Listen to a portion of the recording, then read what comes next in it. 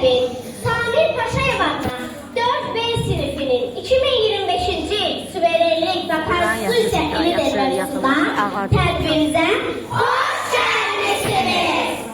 Welcome to the event of Class 4B, named after Samir Paşayev at Nizami Narmanov School number 248 in the Binagadi district of Baku, dedicated to the theme 2025, the year of Science and Constitution.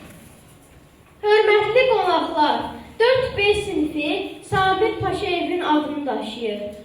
Biz də Samir kimi gənclər vətənimizin bütövlüyü və suverenliyi uğrunda canlarından keçiblər. Biz də çalışacağıq ki, onlar kimi savadlı və vətənpərvər olaq. Biz buna